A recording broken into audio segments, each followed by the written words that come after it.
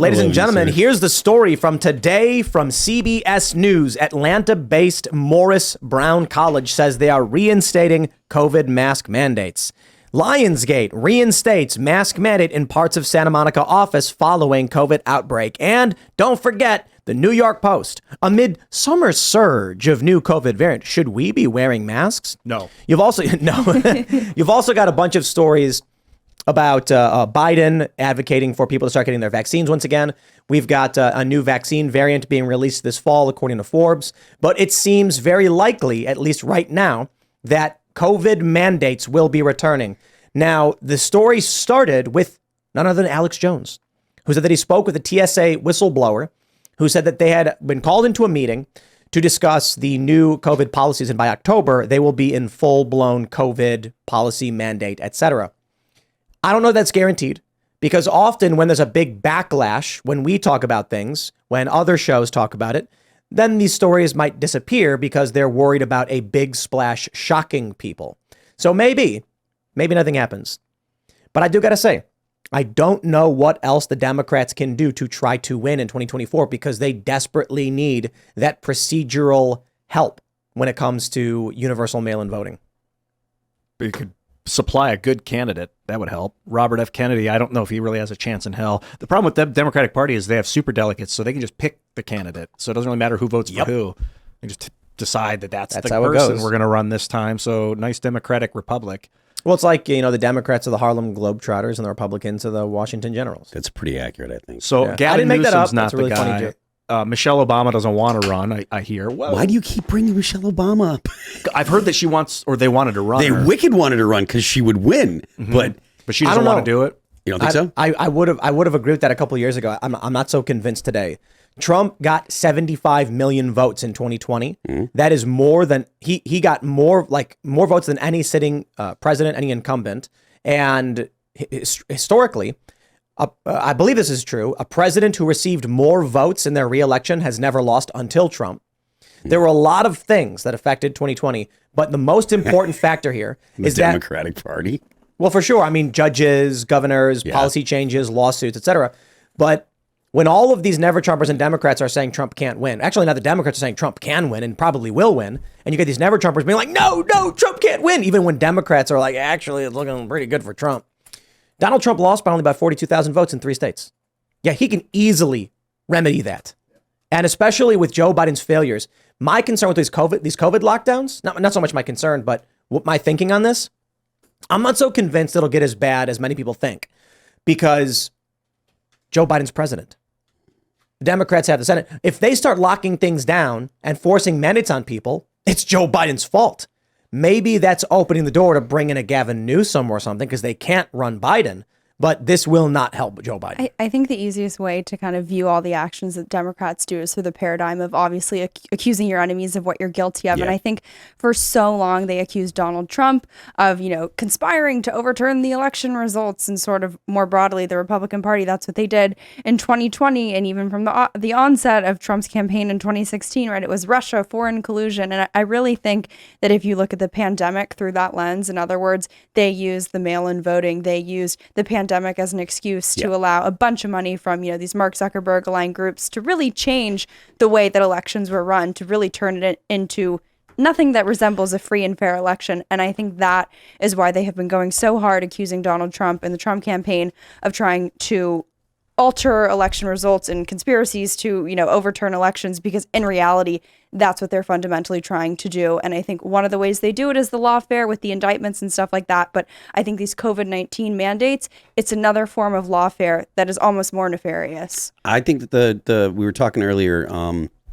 about the point just being to get mail-in ballots out. I think that the lockdowns are just going to be, I think that the government and stuff will say, okay, you should lock down, or there will be lockdowns. I think there's going to be a vast majority of Americans are going to ignore it. And then the government's just going to behave as if everyone's doing what they say. They're going to act like everyone's listening, like everyone's locking down, and everyone's going to be like, it's so weird that they keep saying that this is like we should lock down, but nobody does anything. And they're going to use it as an excuse so that way they can mail out ballots again. So that way they get the ballots into people's hands. I think 98% I agree with you. I would tweak it only slightly.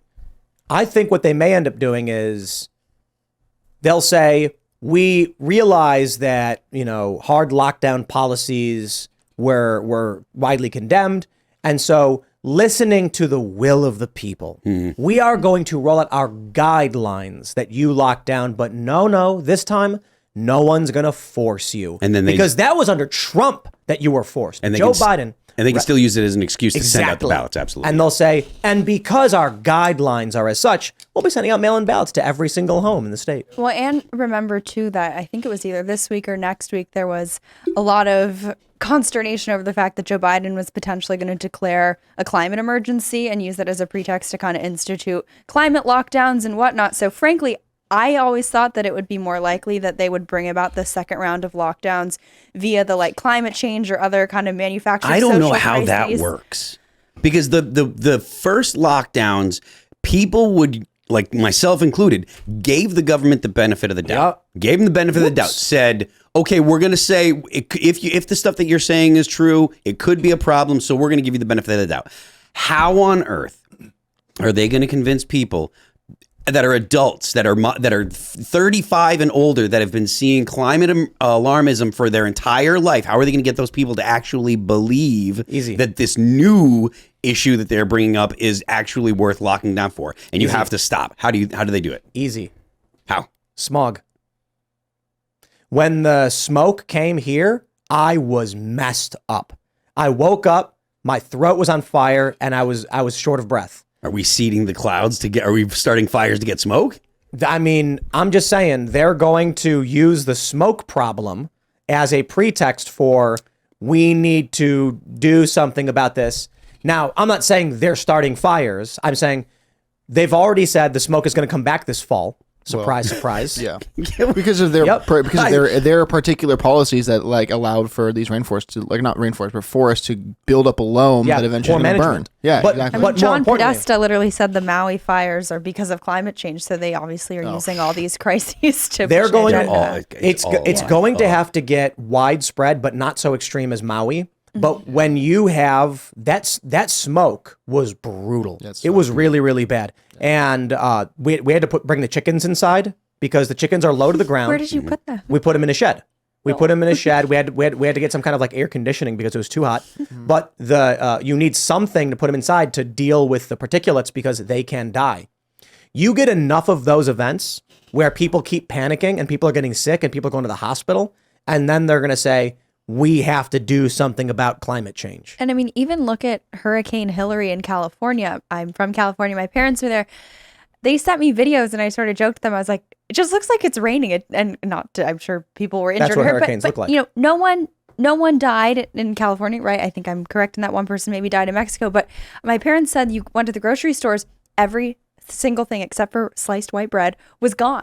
And I think that shows you how the media, if they really can manufacture a narrative around some, looming impending natural disaster, whether it's the smog, a hurricane, this, that, even if in reality it's not actually as intense as they want it to be, they can sort of social engineer a reaction or a response to it that elicits almost in some ways a reaction that's worse than a hurricane. I agree, but I got to respond to this. The left's ability to Astro is crazy. Right. Hurricanes are just drizzle. Yeah. At Hurricane Sandy in New York, there was no rain at all. And this is a mistake I made when I was in Hurricane Irene in Virginia.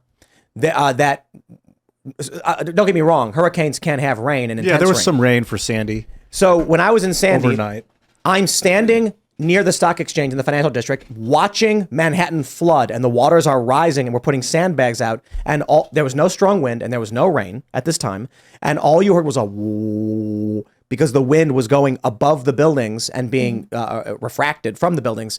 When I was in Irene, no strong rain at all, and I was shocked, and I was like, where's the rain? So I see all these videos from people, and they're like, this is the great hurricane, it's just drizzle. And then you have this massive flooding sweeping through the LA River. And man, there's this video of these guys jogging, and the water is raging next to them as they're on this walking path. And then they come to this water that's flowing rapidly across the path, and they hop and skip through it. And I'm like, that's how you die.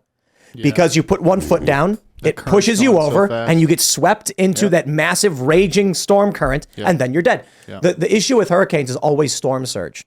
And I also want to add, we know that the hurricane in Los Angeles wasn't climate change. No, it was the wrath of God over the drag nuns. I'm kidding. But it is crazy to see.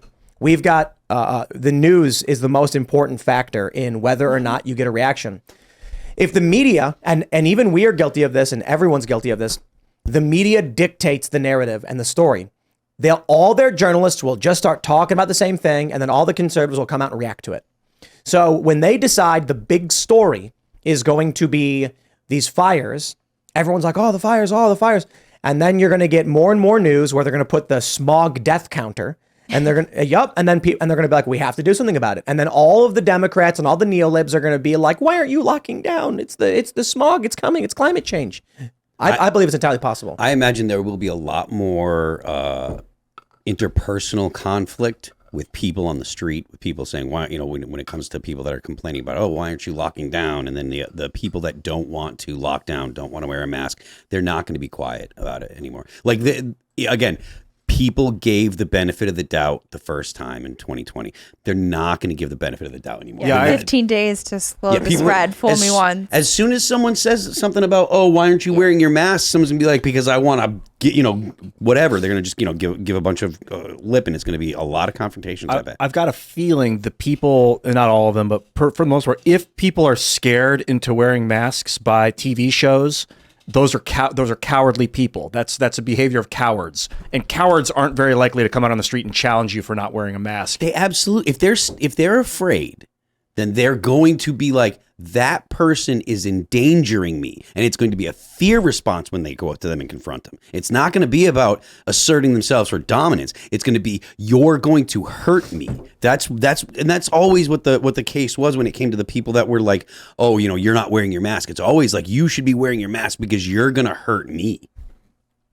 I liken back to 2020. And I think you just said it, 15 days to slow the spread. The only reason in hell I would ever lock my country down is because there was some sort of flesh-eating virus tearing through the population. You never do that to your country unless it is the last-ditch effort circumstance that you have no other choice. You lost running water, you lost soap. If in those situations, maybe, because that is the recipe to destroy your country, is to shut it down. Mm-hmm. Don't do that again. And don't make people put fucking dirty masks on. Nice. I'm sick of it, man. I'm fucking sick of it. I will not do it again. Thank you. I wonder how many people feel exactly the same way. Yeah, I agree. Well, we're out in West Virginia, so we came out here because we were in New Jersey, and it started getting really intense. There was talk locally about shutting down the bridges out of New Jersey, and I was like, I'm leaving. I'm not going to stick around to wait and find out if I'm trapped on this peninsula. So we were working on setting up the new studio, and we were like, let's just go down early and we'll figure it out and we'll make it work. The problem was the internet wasn't set up, and so we had to use this like janky internet. But I was like, don't know, don't care, don't want to be in New Jersey anymore. So we came out here, and then surprise, surprise, the interesting thing about coming out to West Virginia, we're in the tri-state, which is Maryland, Virginia, West Virginia. The further you go towards the cities, the more you have to wear masks. You go into Maryland, they're nuts. You cross into West Virginia, ain't nobody wearing masks. Mm-hmm. I mean, like some people would. You might see some people somewhere, but for the most part, nobody was. So I'm just saying, when I say get out of cities, it's not just about whether or not you'll be safe. It's about whether you'll be comfortable. But if you want to live in those lockdowns, I look, if the government announces climate change lockdowns, all these Democrats are going to be, the Krasensteins are going to make the rational argument on Twitter to engage in conversation about why the climate change lockdowns are absolutely required and why Joe Biden is right to institute them. They will fall in line in 2 seconds. Did they mention climate change lockdowns, or is this just an idea? They're talking about it because if you remember... No, not the Krasensteins. I'm saying they're an example of, they often come out with the establishment narrative and try to make a reasonable conversation about why it's correct. They don't come out like most libs screaming and like, yeah, why aren't you doing it? They're just like, I'd like to have a discussion about it. I mean, I respect it, but I'm just saying they will be doing it. I am more likely to decide that a new pandemic is more dangerous and I would lock down for a new pandemic than I am for a climate change lockdown. Oh yeah. Like it would take actual, like it would be forced. They'd have to be like, you have to leave. You can't come in. They'd have to kick me out of everywhere. I'm not staying in my house, I think the initial lockdowns, the reason why we all gave the benefit of the doubt to the government was because they were talking about this novel respiratory virus with a high mortality rate. Yeah. And so we're all like, we got to figure out what's going on. Now that hindsight is 2020, we all look back like, oh, what a waste of time. That was so dumb. But yeah, we were seeing these videos of people in China collapsing in the street, and people were getting scar tissue in their lungs. I think the alpha strain of COVID was really, really, really bad. And then what happens is, this is how the corporate press has described it. Over time, the more serious strains cease because they cause too much damage to the host and limit its ability to spread. Somebody who's so sick, they're incapacitated, can't spread the virus. So the weaker versions that start emerging keep people somewhat active, feeling a little under the weather, and that more easily spreads. So over time, the variants will become weaker but more contagious, or I guess that's how they described it. Yeah. So at the time, when they were saying, look at what we're seeing, we were seeing very, very serious stuff. I can respect that nobody knew.